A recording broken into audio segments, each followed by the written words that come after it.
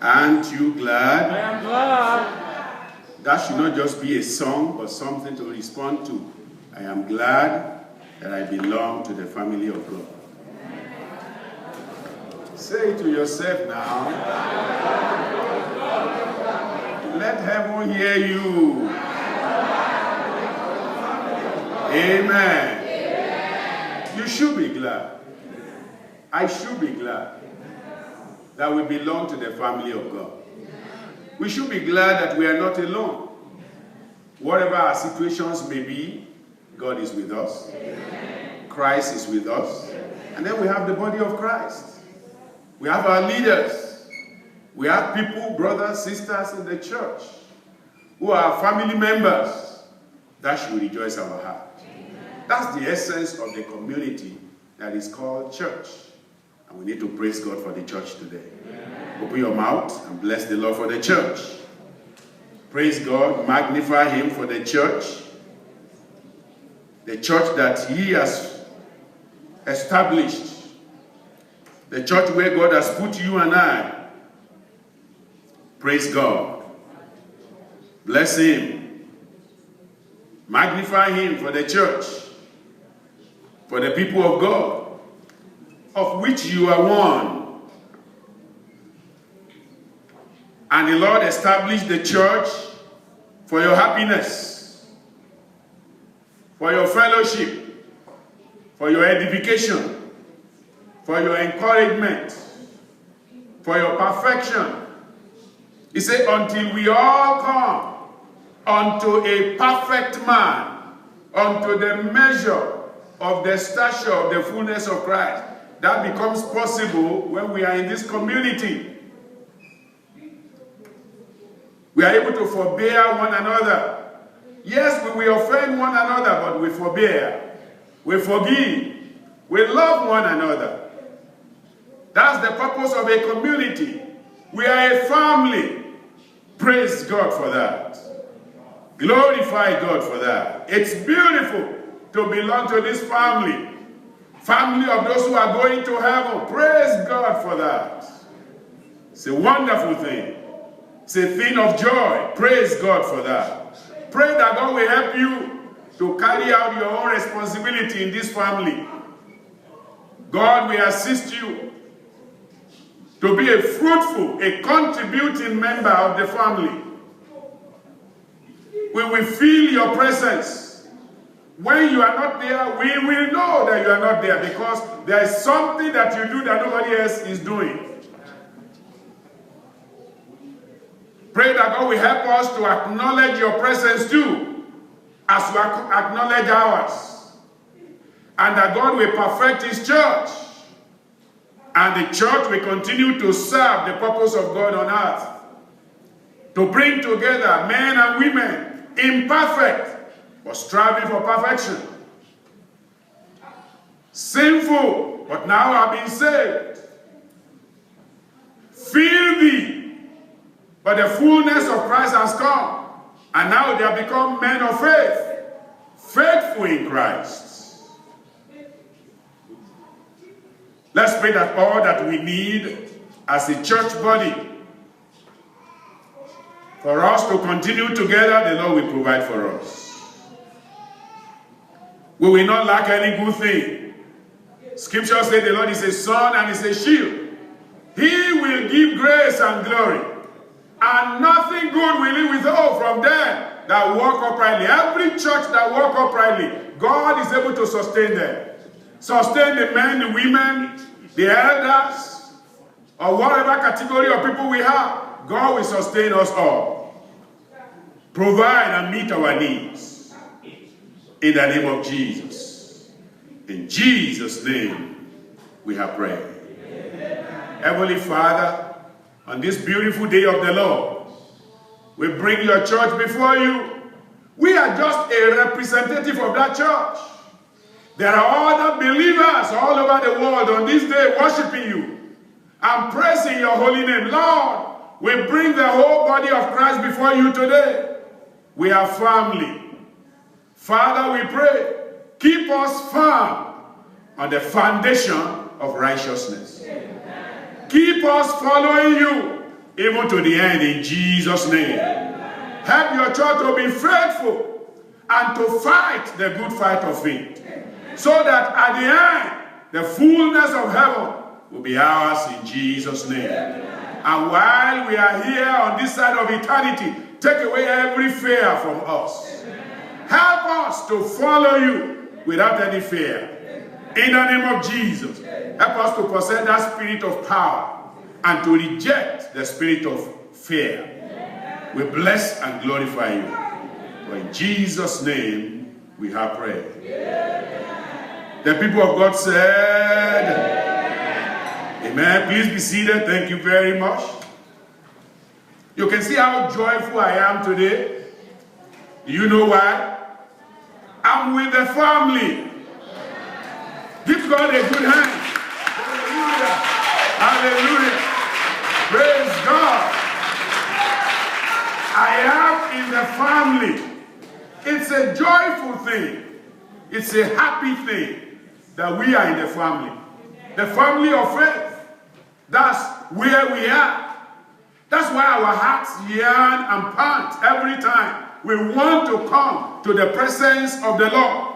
We want to come to the house of the Lord. Look at what Apostle John, how he puts it. You know, if there's anybody who can say it well, Apostle John was a very good person to say it. You know why? When Jesus was here, he was always leaning on his bosom. Think about that. He wasn't a baby.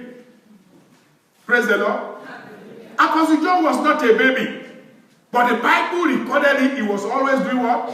Leaning on the bosom of Christ. Just think about that. That's the picture of family. You have a place of refuge. A place of rest. A place where we can reconcile things. Reconcile with God, reconcile with each other. And we do it with a clear mind. We do it without judgment. And so Apostle John, talking about the fellowship in the family, has this to say in 1 John, the very epistle, the first epistle of John now. He says that which was from the beginning. Amen.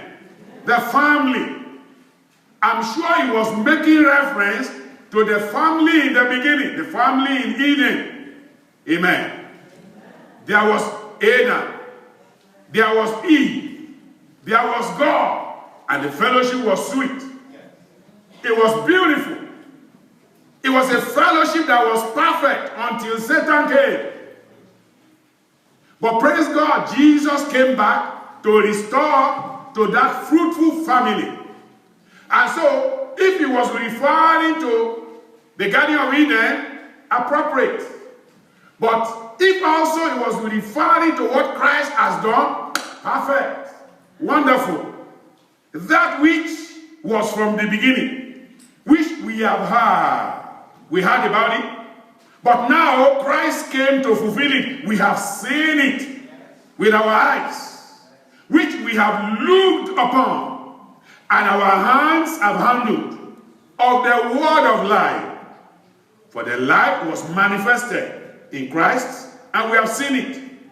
And now we are bearing witness, and we are showing unto you that eternal life, which was with the Father from the beginning, and was manifested unto us through his Son. That which we have seen, and which we have heard, we are declaring unto you, that ye also may have fellowship, may be part of this family.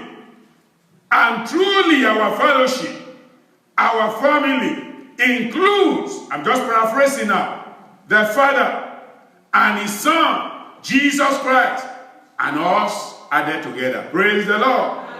That's the family of God that I'm talking about this morning. Of course, that's my title, the family of God. Amen. The family of God. And these things write we unto you, that your joy may be full. The essence of the family of God is that our joy may be full. Amen. Our joy may be full. Your joy will be full. I said your joy will be full. And basically, the apostle was basically reiterating the word of Christ. He was just reiterating it, the word of Christ himself. He says, the reason for this family, the reason why Christ came is that our joy may be full. John 11. John chapter 11. Chapter 15, rather, verse 11. John 15, verse 11. He said, these things have I spoken unto you, that my joy might remain in you, and that your joy might be full. The essence of family, the family of God, is for the joy to overflow.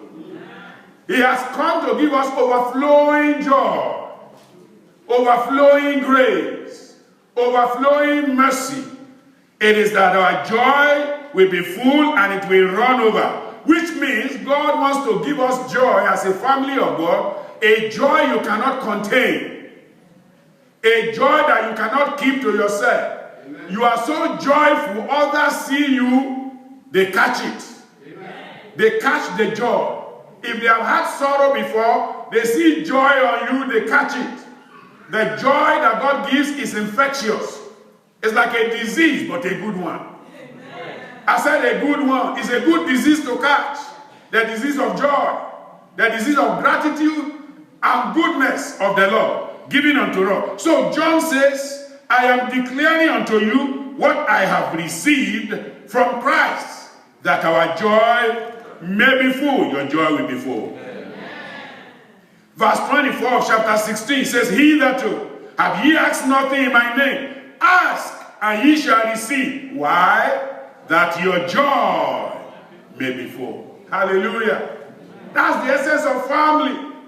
You know, when children are in the family and they see their parents, they are happy. But as you look at our society today, lack of parentage has destroyed the family. There has to be the parents and there has to be the children. Amen. In the spiritual sense and in the biological sense, there are similarities that you're going to discover. And that's what we're going to be looking at by the grace of God. So as we come to 1 Timothy today, 1 Timothy chapter 5, our passage, you are going to see there very clearly. I'm going to read again. I know we've read it before, but we're going to read it again. And I want you to see some individuals that are mentioned. 1 Timothy chapter 5, verse 1, it says, rebuke not an elder. Notice that. Who? An elder. But entreat him as what? A father. Did you see that? The elder, a father. And then he says, and the younger men as what? Brethren. The elder women as mothers. The younger sister, the younger as sisters, with all purity. Amen. Verse 17. Let the elders that rule well be counted worthy of double honor, especially they who labor in the word and doctrine. For the scripture says, thou shalt not muzzle the ox that treadeth out the corn, and the laborer is worthy of his reward. Against an elder, receive not an accusation, but before 2 or 3 witnesses, them that sin rebuke before all, that others also may fear. I charge thee, this is very important now, verse 21, before God and the Lord Jesus Christ, and the elect angels, that thou observe these things without preferring one before another, doing nothing by partiality. Lay hand suddenly on no man, neither be partaker of other men's sins. Keep thyself pure. Keep yourself pure. Keep the family pure. Keep the church pure. And by the grace of God, the church will remain pure in Jesus' name. He says in verse 24, some men's sins are open beforehand, going before to judgment, and some men they follow after. Likewise also the good works of some are manifest beforehand, and they that are otherwise cannot be hid. So you see very clearly here, Apostle Paul has been given instruction on different areas, and now he came to the family of God, and he's trying to talk about what the family is about. He has given instruction to young Timothy about false teachers. Chapter 1, he has given instruction about church worship. Chapter 2, he has given instruction about leaders and bishops. Chapter 3, and deacons. Chapter 4, he has talked about the teachings, the doctrines, the last days, and then the false teachers that will come. And now in chapter 5, he was now dwelling about the church community, the family of God. And now he's showing us the different groups that are in that family, telling you and I that we come to the family with different gifts, for different reasons, and with different responsibilities. And God expects us at certain times to carry those responsibilities out by the grace of God. Because number one, as you have a physical family, you have the spiritual family. Let's look at the physical family. There was a time the father was the father, right? Well, he had to take care of the whole family and bring them up. And before you know it, the younger ones, as they are nurtured and brought up, very soon they also become what? Fathers. So there's a continuity. It's the same thing in the house of the Lord. You have elders, you have leaders, but they are not going to be leaders forever. They have to bring up people also who are going to carry out the responsibility of the church within, and the grace that is needed to do that. God says it must be without partiality, and God will give us the grace. I said God will give us the grace in the name of Jesus. We are going to look at three things by the grace of God. Number one, identification of family members. We are going to look at how he identified the family members. I'm talking of the family of God here. Look at their identification. As you come into the family of God, our assembly as one, there are people you are going to see here. Now, Timothy, as an individual, as a representative here, was representing Paul Apostle. Amen. And Paul himself was representing who? Christ. So you are going to see that there is a hierarchy in the fellowship, in the family of God. Just as you have hierarchy in your biological family. There is a father, there is a mother, there are brothers, there are sisters, there are brethren within the home. The same way. And we are supposed to teach each other with love and with purity. With all purity, he says. Why is that important? It's right at the beginning that Paul even said that. He said, as you relate with one another, let it be done in all purity. Amen. That's verse 2. He said, the elder women as mothers, the younger as sisters, with all purity. That means our dealings together in the home, in the family, must be with purity, must be in righteousness. That's why he goes on to say, don't do anything by partiality. Let there be holiness, let there be righteousness in the family of God. And I pray God will help us to do that.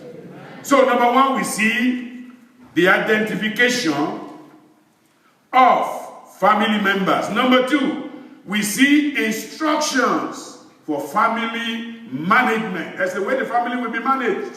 So he says, I'm giving you instructions. I've given you instruction on doctrine, on false worship, and how to worship God. I've given you instruction on what to do with the outsiders. But now, when you are within the family, here is an instruction that you have to follow. We identify family members. We look at the instructions for family management. And then lastly, there is an implication. Implication in all of that. I call it implications for our fellowship and ministry. It has an implication for us as people of God. It has an implication for every church today. It has an implication even for homes today. That everything be done decently and in order. And God will give us the grace to do that. In the name of Jesus. Now I have to state at the beginning, as I talk about point number one, identification of family members, that the church is the family of God. It has to be stated very clearly from the beginning, so that you understand that the things I'm going to be saying it may not apply to some families out there, and they are feeling like, well, that's not us. That's not us. Well, if you are not a godly family, this will not apply to you.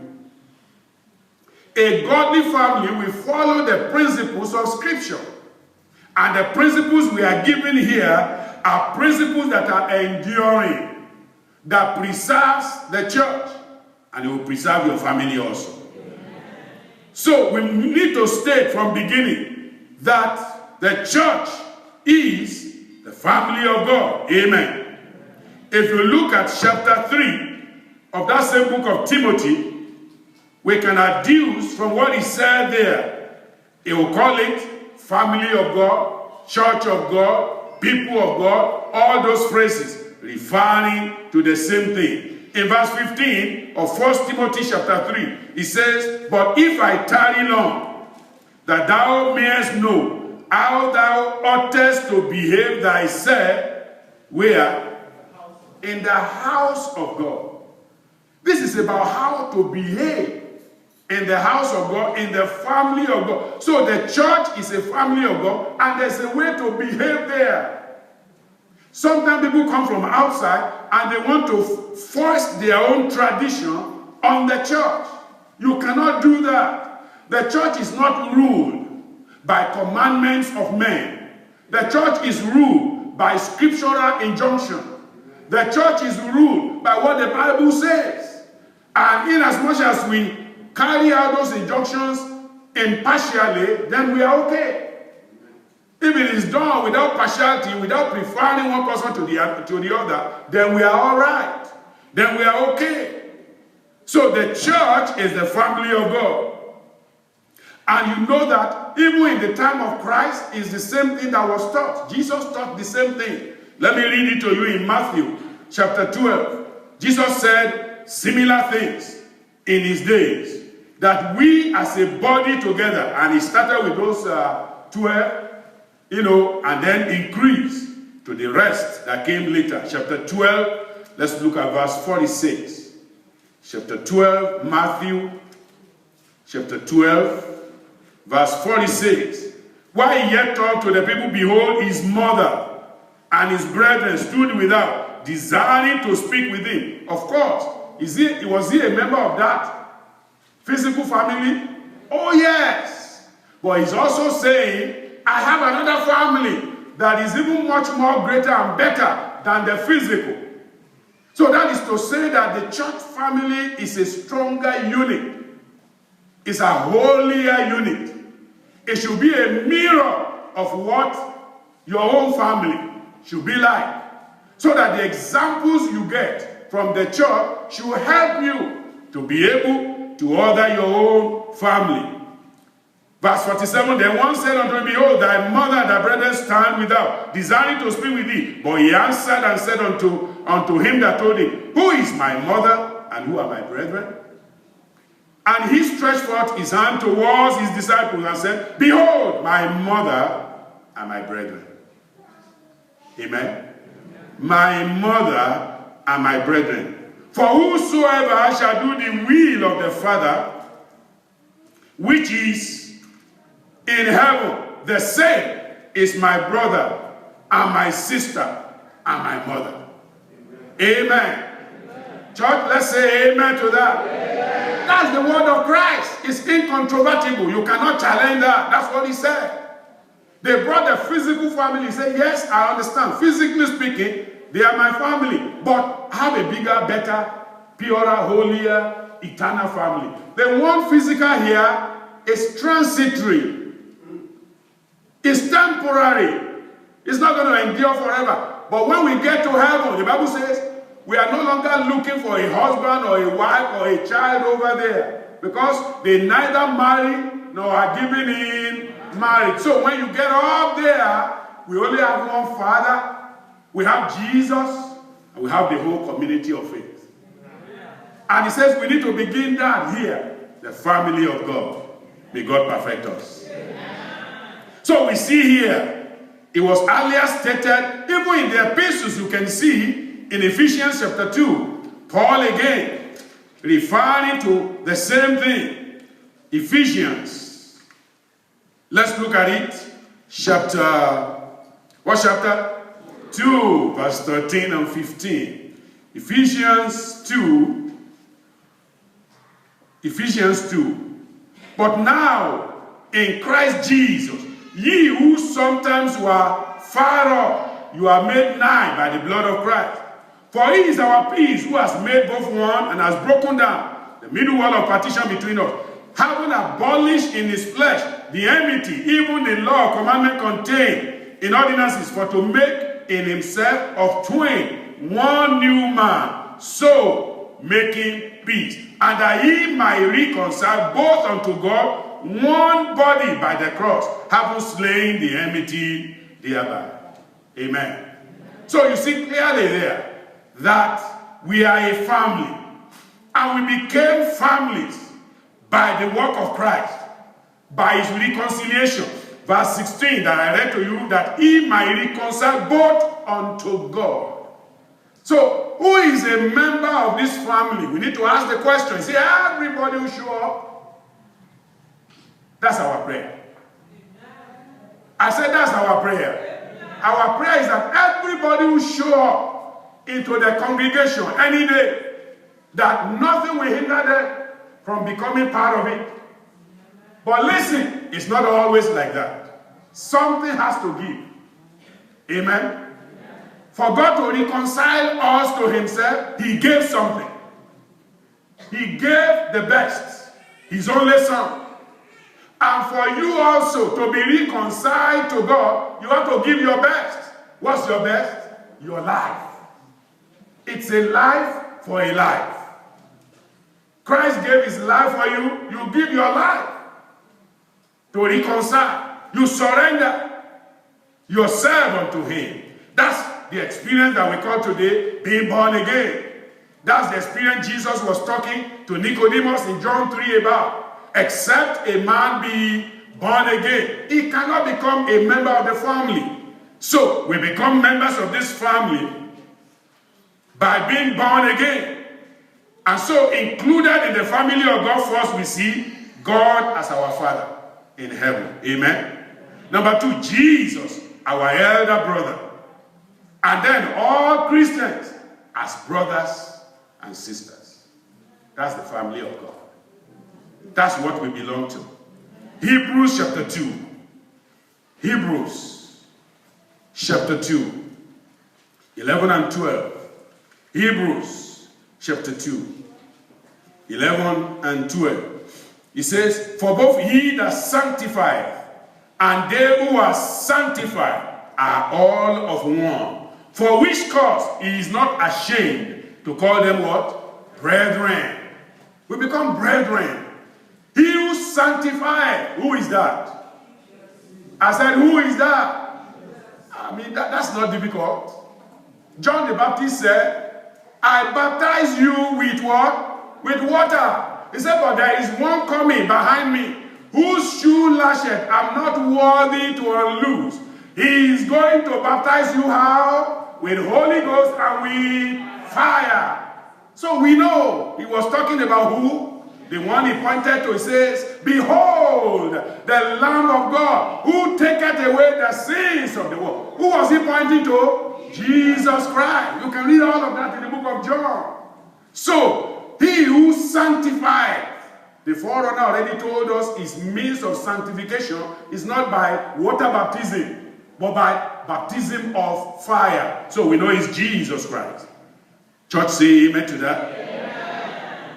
So we have God our Father, we have Jesus as our elder brother, and then we have all believers, brothers, and we became members of this by being born again. Amen.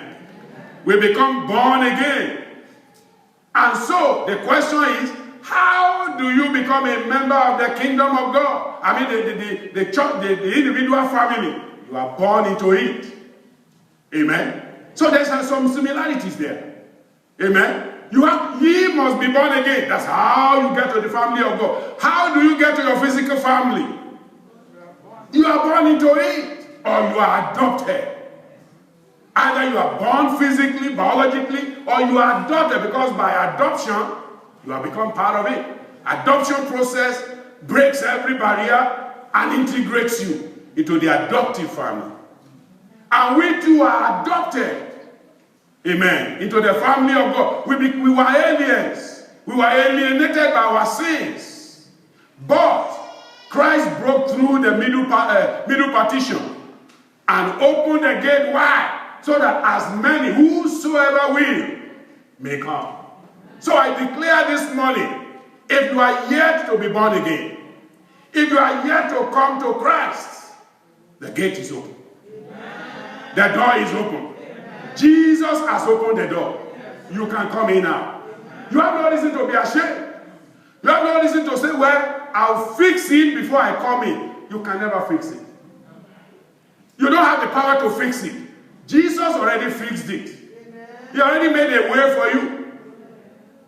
And so all you need to do is to accept him and come into this family. And as you come, the Lord will bless you. Amen. In our individual families, remember, we have the husband, we have the wife, we have the children. But in the family of God, you are going to see now, as we read in 1 Timothy, we see Paul, we see Timothy. They are bishops, they are overseers, they are leaders. But also we see the elders. Amen. Just as we see the elderly ones in the home, they are those who are born ahead. Now, the elders in the church is not by age. Praise the Lord. It's not by age. It's by spiritual identification. They have come to the Lord, and the Lord has identified them, has put them in that position. And they have been anointed for that purpose. And they have qualified themselves.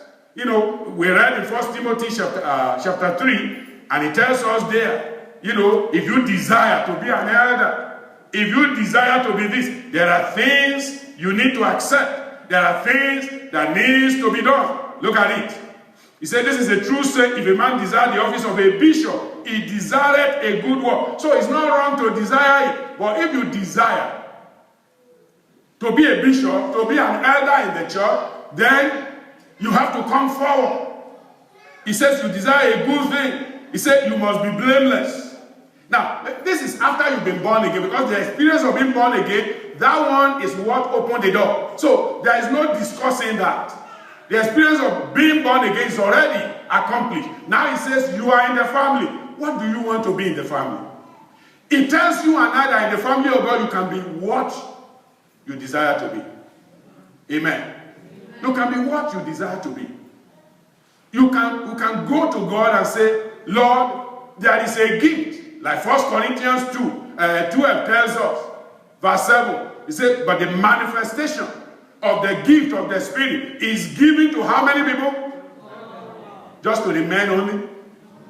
To the women only? To the young adults? To everyone. To profit with all. So you can go to the Lord and say, I'm in this family, I need gifts. Just like a child in the family will tell the father, Father, I want to go to school. I want to become an engineer. I want to be a doctor. Or I want to be whatever it is. In the medical field, in the technology field.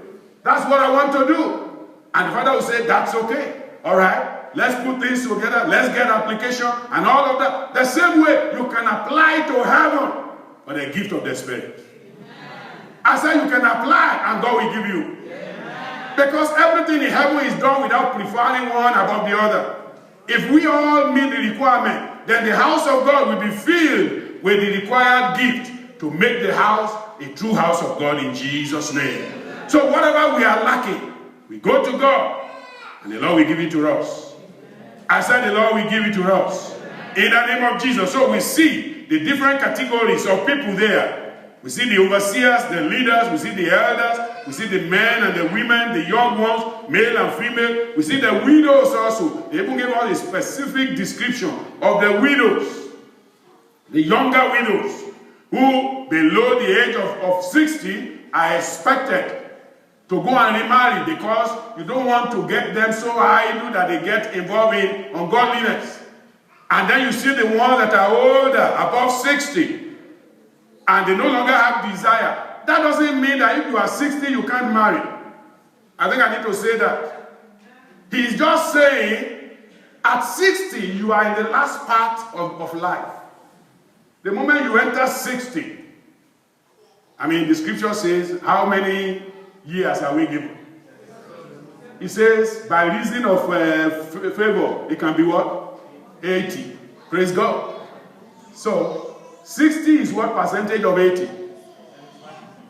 75%. So when you enter 60, you are in the last 25% of life. I know sometimes that's scary to people. That's very, very scary to a lot of people right now. Say, Pastor, you mean when I enter 60 is the last quarter, so to say. Because that's just quarter. 20, 20, 20. So the first 20 is gone, 40 is gone, now 60, right? So 3 quarters is gone. The last quarter, right? 3 of the 4 quarters are gone. So the last quarter of that is where you are when you step into 60. Can I tell those who are in that age now, you better start enjoying. Praise the Lord.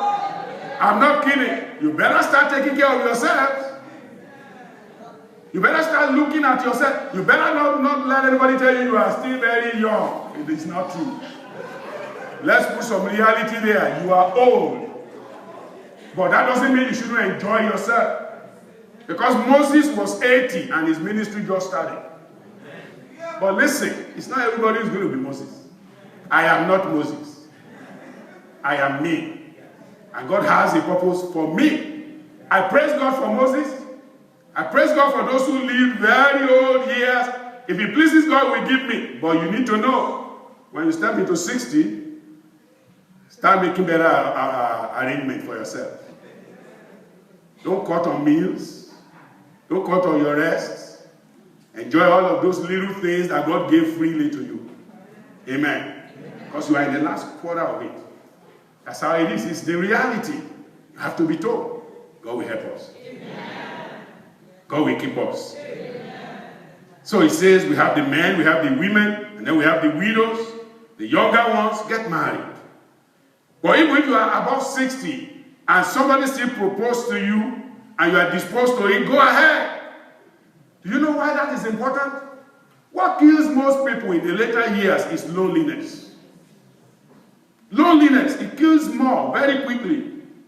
Because it's a state of mind. If a man is happy, I'm telling you, Moses could go as long because he was happy in what God gave him. When a man becomes unsatisfied with life, he can't live long. He will die very soon. That's why young people die. They become unsatisfied. So, whatever stage you are in life, even if you are 70, I've seen 70 that marry. There's nothing wrong with it. There's nothing in scripture that says if you are 70, you can no longer marry. No. For as long, because marriage provides a whole lot of things for people beyond the physical contact. The loneliness, the companionship, and all of that is needed. So, if you are in that position, pray and ask God to put you in a family. The Bible says God put the solitary in families. That's the will of God. And if you are in that position today, the Lord will find it for you. Amen. Yes, we are put in the family of God, but when we live here, we go to a place that can be very lonely.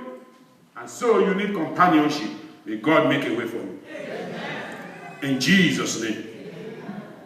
So we see very clearly there, we see our overseers in the church, we see our leaders in the church, we see the elderly ones, the men and the women, we see the young ones, male and female, and then we are a body together, we are a family together, and we are to remain together.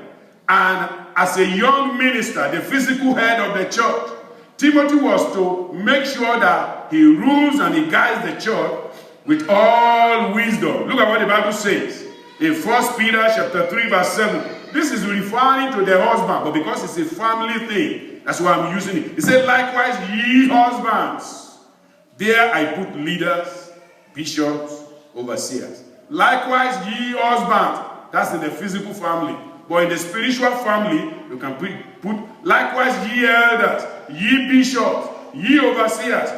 Dwell with them according to what? Knowledge, giving honor unto the elders, the leaders, the workers. Give honor to everyone. Because we are heirs together of the grace of life. Amen. As the husband, the wife, and the children are heirs together of the grace of life, we as a church body, we are heirs together. We have inheritance together. You are not going to a different heaven than mine. Are we agreed on that? Are we going to the same heaven? So we are heirs together. We are going to inherit the same heaven. So honor, respect for each other. Amen? That's what the scripture says. We honor one another. It says, being heirs together of the grace of life. Why? That your prayers be not hindered. Verse 8, finally be ye all of one mind. Be ye all of one mind as a church family, having compassion one of another, love as brethren. Be pitiful, be courteous. Be pitiful, be courteous. Don't look down on anyone. Because the family has people at different levels. Again, I read to us, there are those who are high up there spiritually. There are those who are down. I mean, think about the widows. It's not always every day they are high up. Okay? Especially the widows who are no longer married. There's still the sense of loneliness, lack of companionship. So, be courteous, be pitiful, encourage them. That's what a family does. And that's why the scripture in 1 Timothy 5 put emphasis on the family of the widow, that they should not leave the widow alone, so that the widow does not become so lonely to the point that she despairs of life, or he despairs of life. There must be encouragement given to them. You know, we come from different places and different families, you know, different traditions. Or some will say, oh, there's an example there for 40 years, the husband has been dead or the wife is dead, and he didn't marry anyone. If they can handle it, praise the Lord. If they will still be holy and be able to go to heaven like that, praise the Lord. But you understand that we are not all the same. We are not composed together in the same way. Some are weaker than the other.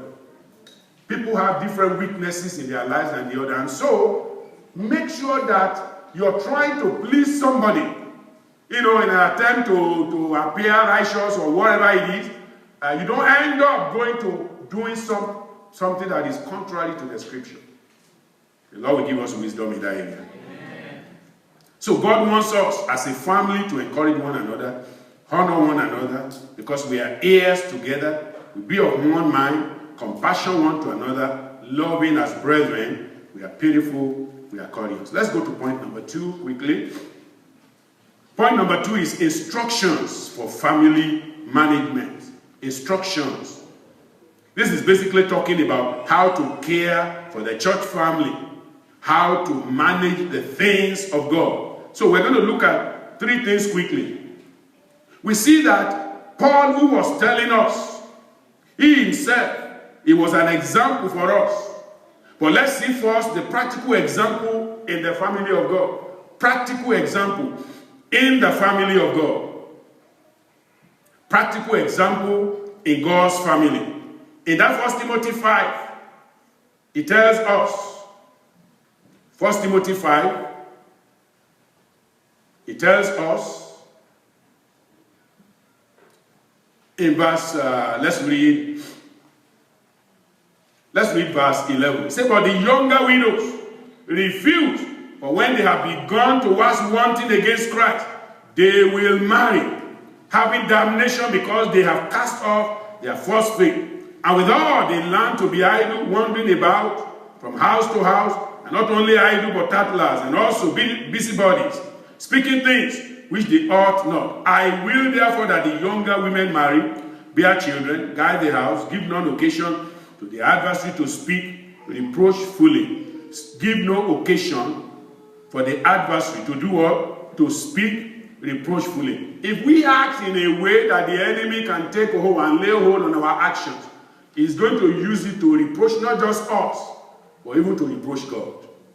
And so we have to be careful that whatever we are doing as a family unit, or as the body of Christ, we want to make sure that the name of the Lord is not reproached by any means as a result of that. So we see clearly here, younger ones in the home, he gave instruction to them.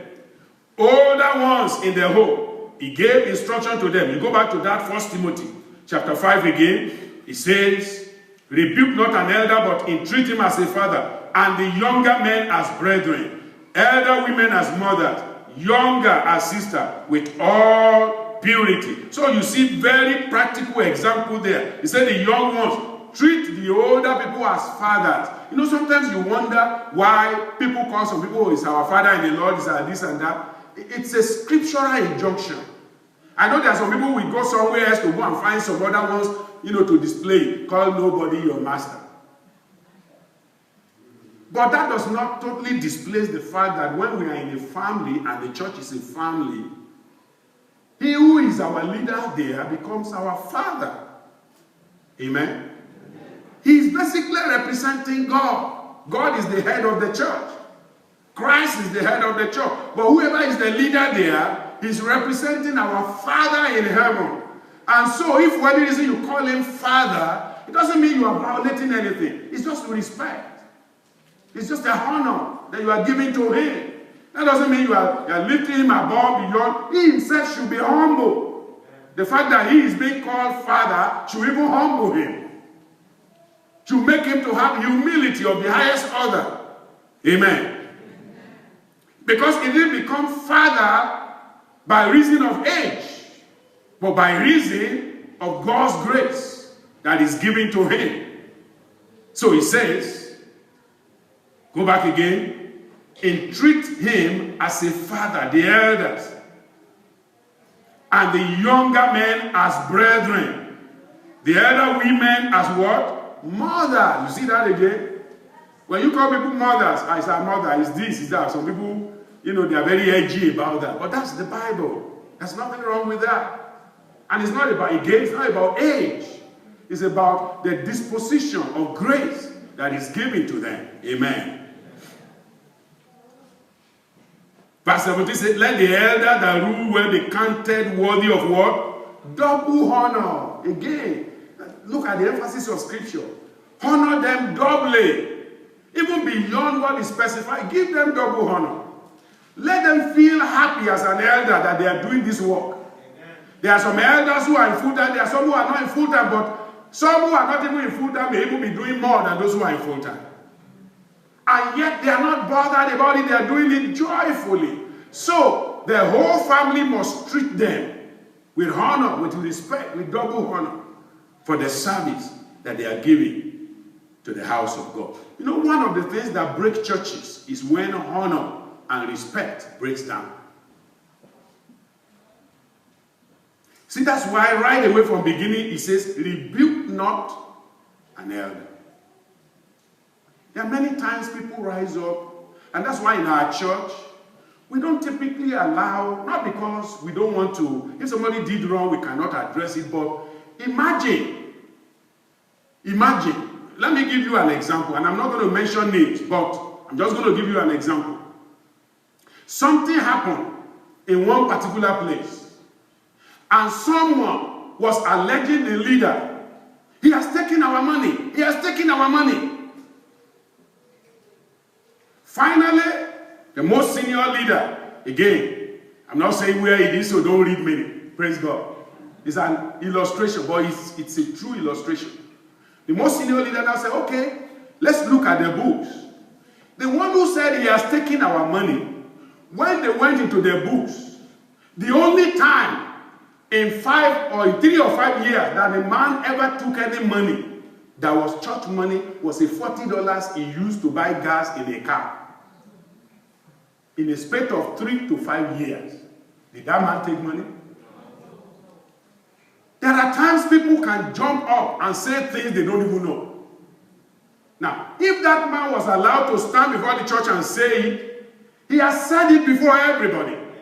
How many of us are going to know when they find out that it was not so? Most of us won't even know. The only thing you will know is the leader is a thief. That's all you are going to go with. But you are not going to know that the man never even took anything. He never touched anything. Amen. It's like Paul talking to the other church and he said, I rob others to care for you. This pastor was basically, taken from another location that was given to him freely. And he said, since I'm being given here, I don't have to take here. And the only time he needed anything was just one time. That he was in a situation where he needed money for gas for his car. In a trip that was not personal, in a trip that was across states, one time, $40. And somebody stood up and said, he took our money. Now they discovered that the man took nothing. No, how do you resolve that? How do you even look at the man who made the accusation? Because he made an accusation that is not right. Now, I said that to say this. That's why you don't rebuke an elder openly. Because that elder now, most people when he's teaching now, all they are thinking is, whatever he's teaching, we don't even believe because he took our money. And he didn't take any money. But that's, the moment you see, people see him, what comes to your head is, they say he took money. So, go and do investigation. Even if at the end of the day, let's say you discover that he actually took money, then you withdraw that responsibility from him. He no longer has access to that responsibility where he can hurt himself. It's not a way to make sure he goes to hell. But it's a way to say, this thing will take you to hell, but we take it from you. That's what you do. Because you still want him to be relevant, want him to be useful, want him to be able to preach and minister, and people will still be, and you never know what God will want to use him for. Amen? You never know where God will send him to. So you don't want to destroy his testimony. Now, the only way you are going to make it open is, if he now begins to teach error openly, then you cannot cover him.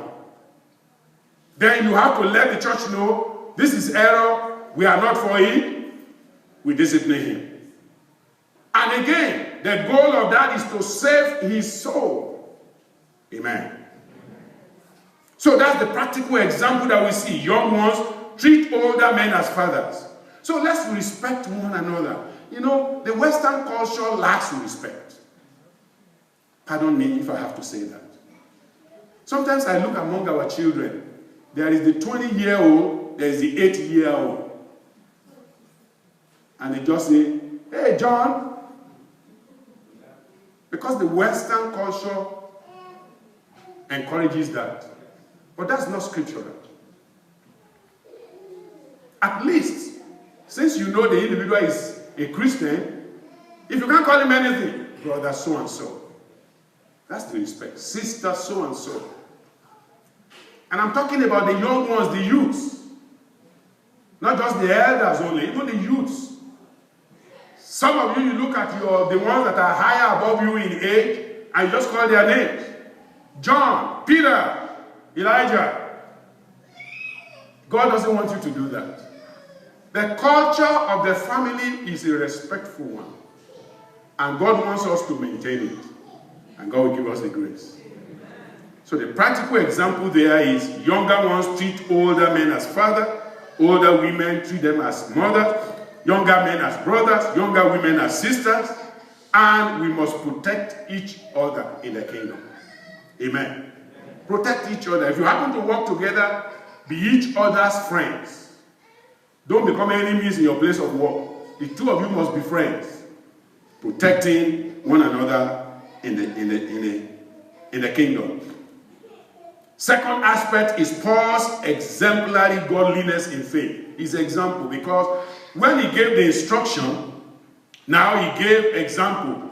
In the first one, he says, look at the young ones, do this. The older ones, older men, our brother, older women, our sister, younger men as our sons, younger women as our daughters. But look at the example that he gave himself, Paul's example. In 1 Timothy 1:2, you can see him treating Timothy as his son. Amen. So that means as elderly ones in the church, you treat the young ones as what? Your sons and daughters. Don't treat them as somebody's son, somebody's daughter. Treat them as what? Your son. What can you do for your biological son? You should be able to do it for them. Amen. What instruction are you giving to your biological son? You should be able to give it to them because we are in a family. So that's the example we see concerning Paul. He was a father to Timothy. 1 Timothy 1 verse 2, you can write that down. And then 2 Timothy 1, 2 also. And then chapter 2 verse 1. All those are there. Then you can see that he asked us to be a brother to one another. Amen.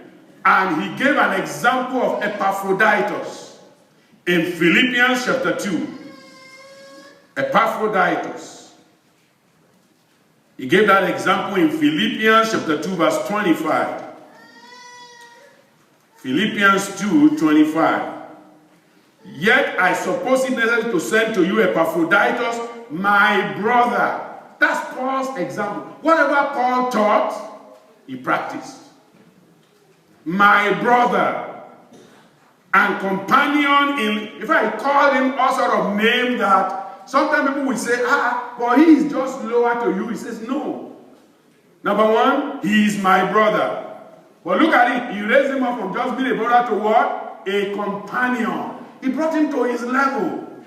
He said, he's at my level. I'm not highly above him. In the kingdom, the ground is level. We are the same. Yes, our responsibilities differ, but we are the same in the kingdom. We have responsibilities that set us apart. There are some apostles, there are some prophets, there are some preachers, there are some evangelists, but we are still children of God. Amen. So this exemplary godliness of Paul, we see it, number one, in his fatherhood of Timothy. Number two, as a brother to Epaphroditus. He called him a companion in labor. But now look at it. He said he's a fellow soldier. Say, I'm a soldier. He is a soldier. We are the same. But he says he's also your what? Your messenger. So he brought the man up so much that there's no way when he appears before the family of God that people can look down on him. Which means whenever you are bringing others up, don't treat them in such a way that they have no respect before others.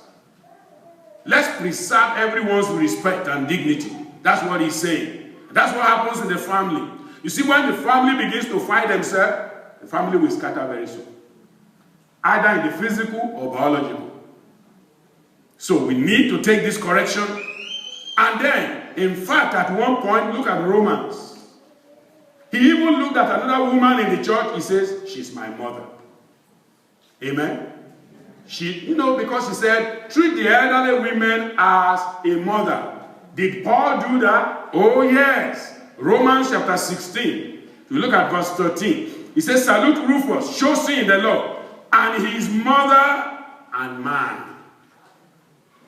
His mother and what? And mine. It's my mother also. Yes, it's her mother, but it's mine also. Because she's part of the women, the mothers in the church, the mothers in Israel. So she's my mother also. Romans 16:13.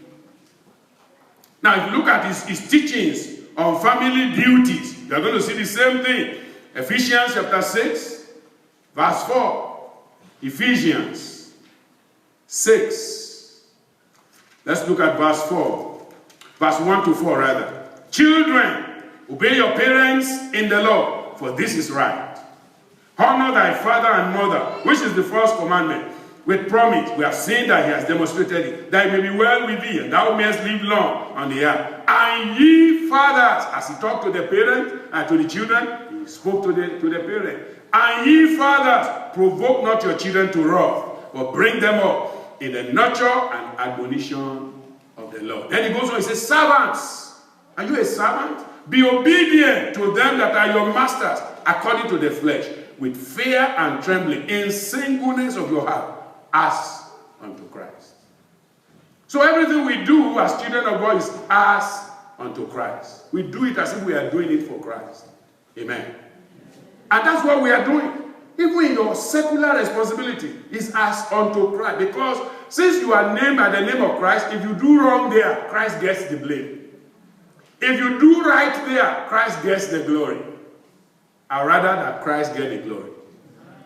Church, I would rather that Christ gets the glory.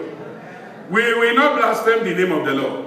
So the instruction here is that we must live like obedient children, honoring older brethren, and then the loving fathers are tender towards the younger ones. So number one, practical example in God's family. Number two, Paul's exemplary godliness in faith. Then we see the principled correction when it is necessary.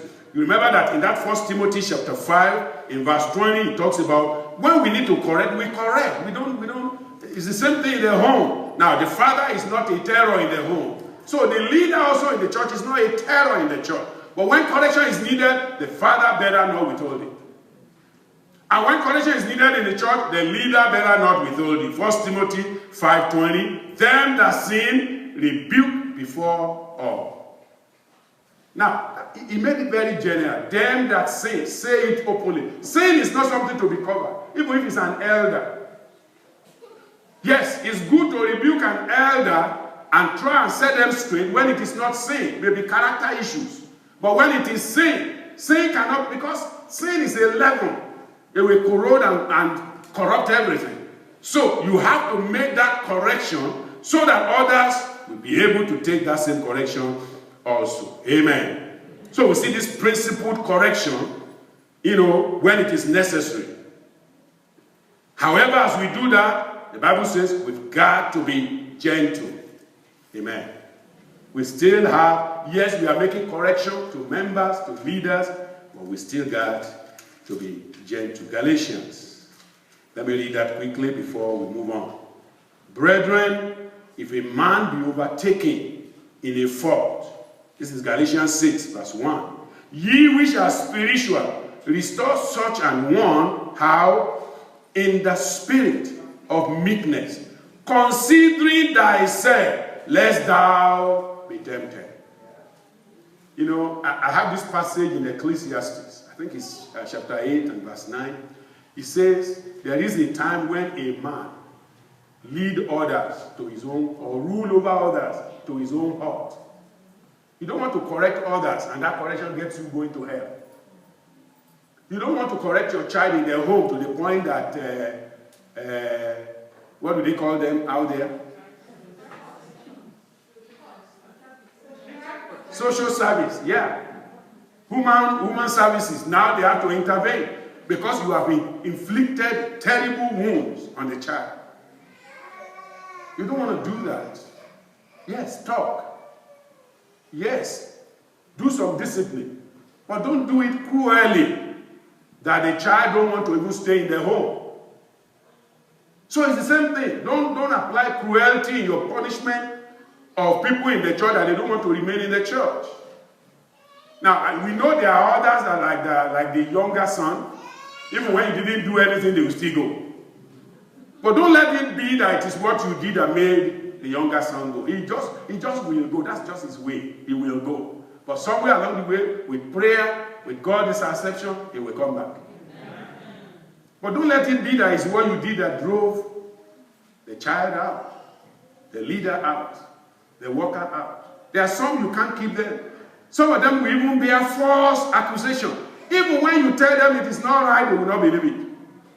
They will just believe in that lie. Because that's what the devil does. And hopefully they will be delivered from it. So you keep them in prayer.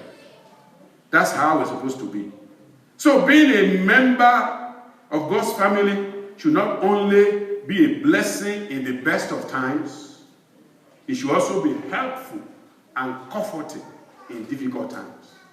So that even if the individual decides to leave, he will always remember, if I was with the body of Christ, they will comfort me this way, they will do this, they will do that. So let it be established that everyone is treated right, and no one feels like they are treated wrongly. You remember the story of David. Maybe this is one of the reasons, I don't have time to read it, but you're going to see it in 2 Samuel 18. Sometimes it's easy to blame David and say he didn't treat his children very well, but you can discover the soft side of David too. He was pleading with his army commander. He said, please deal gently with the young man Absalom. Please deal gently with him. He didn't want him to die. Yes, the conspiracy hurts. Yes, people will do something wrong against us. But in the family, there's no father who is going to be praying, that my son, God forbid, I will not even say it. I said I will not even say it. No father will pray that prayer. The only prayer the father will be praying, oh Lord, get his attention. Oh Lord, bring him back. Oh Lord, please reach out to him. Oh Lord, let him change. That's the prayer. That should be our prayer. We know people do wrong. We know people, they go their own way. Yeah. But still, David said, please, for my sake, deal gently with the young man, Absalom. He's a young man. His heart is very young. His ambitions are misdirected. Please, deal gently with him. But the army commander whose farm has been burnt before, he was begging for blood. So even when the man could have been recovered, he went there and killed him. It's only such a man that can kill another man. Can he kill his own son like that? No. He wouldn't. He wouldn't. It was somebody else's son. But when we know that we are the same family, it will no longer be somebody's son. It will be, you see, that's why this instruction, you have to really pray that God will impart it to your heart. It says, treat every younger people in the church as if they are your son, or your daughter, or your brother, or your sister, in the same family. Treat them like that. Because when you do that, the church will be perfected. Then we will know that we are caring for one another, and God will teach us how to do it well. In the name of Jesus. Now you see, the providential essence of a godly father is also shown to us. He is the provider. Amen. Verse 8. Verse 8 of that 1 Timothy chapter 5. Look at what he tells us. Verse 8. But if any provide not for his own. Amen. That's talking about the providential essence of a godly father. He must provide. And we as fathers also, spiritually speaking, we must provide. Did you see that now? Providential fathers, we must provide. We must provide. Again, understanding that everyone is your son, everyone is your daughter, everyone is your sister and your brother. Then it becomes very easy. You provide for them. You care for them. Now, the care is not just material only. Spiritually, you care for them. You pray for them. You know their state. You know how weary they are. Maybe they are discouraged at some time. You reach out to them. Listen, brethren, here is one thing I found. Even some of us who are leaders may not even be able to reach out to our own biological children. But some of you can do it better. Did you hear what I said? You can even do it better than some of us. There are things they will tell you, they will not even tell their parents. If you are very close to them. So when every child is your son or daughter or your brother or your sister, then you can be able to reach out. And we also who are physical, biological parents, we're not edgy. He's getting close to my children. What is he trying to do? In the house of God, understand that everybody is your son, your daughter's brother, sister, leaders, fathers, mothers. Amen. When that spirit of fatherhood, motherhood, brotherhood, or the spirit of brethren enters us, life becomes better. May God perfect that spirit. In the name of Jesus. If any provides not for his own. Provides not for his own. Spiritually, financially, physically, emotionally. Brethren, understand also that other family members are also to contribute. Of course, we know the mothers in the home, they are helpers. But as we look at the church, the men are supposed to provide for the need of the church. They are the fathers. Amen? They are the brethren in the church. If any provides not for his own, we are not talking of your physical house alone. We are talking about the church. Okay, the church is saddled with some responsibilities, financial, physical. Who is going to provide them, if not you and I? So if any provides not for his own, don't just look at the father in the home. Look at the fathers in the church. What are you providing for the church? What are you providing for other members of the church? so that they also may feel a sense of belonging. The Lord will help us. Mothers in the church, what are you doing? You are helpers. You are supposed to help and build up the church. What are you providing? If any provides not for his own, if any member provides not as a member of the church, what's your provision? We all together are supposed to provide for each other. Because when we have that provision together, everyone will be okay.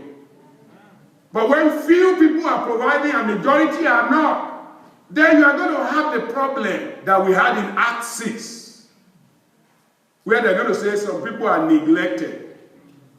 Well, there shouldn't be any issue of neglecting if everybody is caring for one another. Amen. So we will not have to blame the Hebrews or the Greeks for the neglect. We will now have to blame ourselves. Because when the need arises, you go forward and talk about it. Because you consider her your sister, your brother, your son, your daughter. Amen. And you remember? He says, thou shalt not muzzle the ox that treadeth out the corn, and the laborer is worthy of his reward. There are times as a church we haven't even done well in those areas. God will help us. You know, that we don't muzzle the mouths of those who are walking. You know, we don't care as much as we ought to for them. We expect them to come and say, I need this. No, it's not every time people will be able to say that. But we have to realize they do and make the provision. And God will help us. Amen. I said God will help us. Let's quickly go to the last part. Our time is gone. Of course, before I run to that, let me say one or two things, and then I'll get to the last part. Number one is that God expects us to develop a sense of family. And how do we do that? We will learn from scriptural examples. I've given you examples of Paul. Learn from him. Learn from others. Learn from David. How he doesn't want his child to be killed. So, learn from scriptural examples. Amen. Learn family values from our Father and our elder brother Jesus Christ. Learn what love is. 1 John 4:9. From God Almighty. He loved us. We can learn how to love one another from Jesus. 1 John 3:16 or John 3:16 or John 13:34. All of that. So we'll be better prepared to love one another when we learn through scriptural example. Then we live through shared experiences. We share our experiences together because we are close. We are banded together in love. And the grace of God is available unto us. Let's make sure we are taking advantage of opportunities to be brethren. Amen. A lot of people just stay away. You know, being brethren means you are close together. A lot of people love to stay away. They call it their thing. That means you are not part of the family. If you are part of the family, it's not their thing, it's our thing. Amen. So take opportunities of being brethren. The opportunities that are available. And then finally, let's lead a loving and sanctifying life in our encounters. In our encounter together, let's make sure that we are living a life that is happy, joyful, fulfilling. And the grace of God will be made available for us. Amen. I said the grace of God will be made available for us. Amen. And as we go out today, let's make sure. As we look at the last point in prayer, the implication, and we're going to pray about it, the implication for our fellowship is that we care for members at all times. Amen. No partiality, as we see in verse 21. Number 2, we continuously honor all our elders. That's the implication now for us. These are the things we'll pray about. Then we must make sure we don't neglect the care of widows. Amen? We don't neglect the care of widows. And as we do that, God's blessing will be upon us. The care of the family is a necessity. And we must we must make sure that a strong sense of family, as I said before, is developed. Learning by scriptural example, living through shared example, and also loving one another and leading one another through sanctifying encounter. Let our encounters together be an encounter of sanctification. It should not be an encounter of pollution, but sanctification. When we encounter one another, it should sanctify us together. Are you ready to pray? I know you are ready. Get up on your feet and let's bless God. Let's thank God for this family once again. Family of God that we have. Bless God. Thank God. Again, realize, as I told you, there is no family you go to that there are no challenges. Even the family under Christ. There was the sons of the Zebedees. There was those who want to send fire, want to kill everybody. In fact, after Christ arose in John 21, he had to go and plead with Simon and 6 other apostles. They had gone a-fishing. Every family has its challenges. And you come to the New Testament under the apostles, you see the challenges there. The challenges were great. They were real. I mean, look at the challenge of Acts chapter 5, Ananias and Sapphira. Look at the challenge of Acts chapter 6. The Grecian women who says they are neglected. And there was a riot. But God doesn't want us to be like that. Let's pray. We will handle our affairs with discretion, with wisdom, with grace. God will teach the family of God how to do things perfectly and in order. Pray also that God will help you in your own family to lead your family in the right way, in the way of the Lord. Let the peace of God rule in your house. Let the peace of God rule in the church. Let the people of God abide in his grace and in his mercy. Pray that the church will continue to move forward. The family of God, there will be no hindrance. Pray that whatever your own responsibilities are in the church, you will carry it out. If any provides not, what's your provision for the family of God? What's my provision? What am I doing to edify, to encourage, to strengthen the body? When you are needed, are you there? When I'm needed, am I there? That's the question we should ask ourselves. Let's pray where correction is needed, and God will help us to do so. In Jesus' name, we pray. Amen. I cannot hear you. Yeah. I cannot hear you. Yeah. Our Father in heaven, we are grateful. You are the leader of this union. You sit on top in your throne in heaven. You are looking down at our activities here. How we pray, Lord, the wisdom that operates and prevails in heaven, you will pour upon us. Amen. You will give to our leaders. Amen. You will give to our elders. Amen. Give to our women. Amen. Give to our men. Amen. To all members of the church in Jesus' name. Amen. Everything will be done decently and in order. We will follow the injunction of the scripture, and it shall be well with us.